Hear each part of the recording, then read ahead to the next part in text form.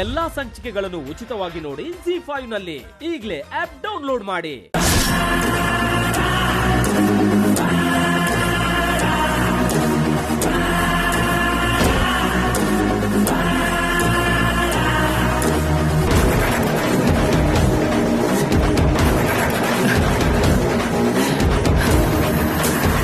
ಕಿರೀಟ ಇಲ್ಲದೆ ಇರೋ ರಾಜನ್ ತರ ಪೋಸ್ ಕೊಟ್ಟವನು ಈಗ ಸೆರೆಲ್ ಸಿಕ್ಕಿರೋ ಖೈದಿ ತರ ಆಗ್ಬಿಟ್ಟಿದ್ಯಾ.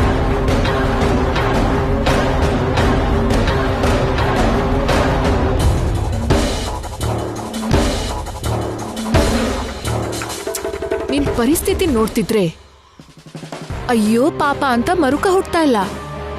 ಆಗ್ಬೇಕಾದ ಶಾಸ್ತಿ ಆಗಿದೆ ಅನ್ನೋ ಹಾಗೆ ತುಂಬಾ ಖುಷಿ ಆಗ್ತಾ ಇದೆ ನನಗೆ.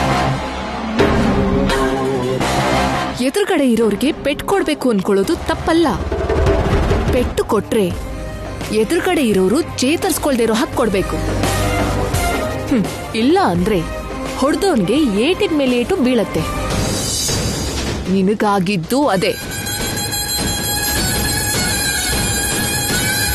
ನನಗೆ ಝಲಕ್ ಕೊಡ್ಬೇಕು ಅಂತ ನೋಡ್ದೆ, ಈಗ ಅದ್ರ ಪ್ರತಿಫಲ ಅನ್ಭವಿಸ್ತಾ ಇದ್ಯಾ. ಆವೇಶ ಇರೋದು ತಪ್ಪಲ್ಲ. ಒಣಪೌರುಷ ಪ್ರದರ್ಶನ ಮಾಡೋಕ್ ಮುಂಚೆ ಇದನ್ ಕೂಡ ಸ್ವಲ್ಪ ಉಪಯೋಗಿಸ್ಬೇಕು. ಅದು ನಿನ್ಗಿಲ್ದೇ ಇರೋದ್ರಿಂದ ನಿನಗೆ ಈ ಪರಿಸ್ಥಿತಿ ಬಂದಿರೋದು.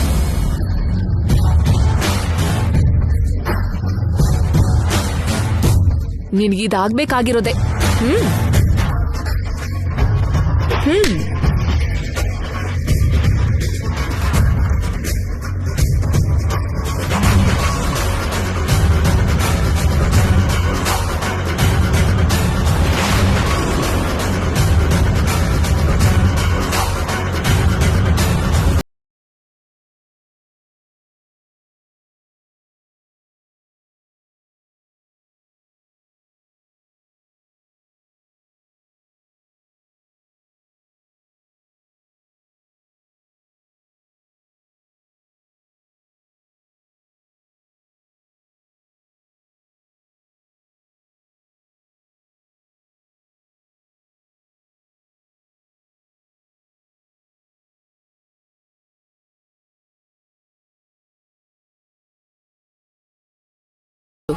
ನಾನ್ ಮನ್ಸ್ ಮಾಡಿದ್ರೆ ನಿನ್ನ ಪರಿಸ್ಥಿತಿನ ಇದಕ್ಕಿಂತ ಕೀಳಾಗಿ ಮಾಡಿ ತೋರಿಸ್ತೀನಿ.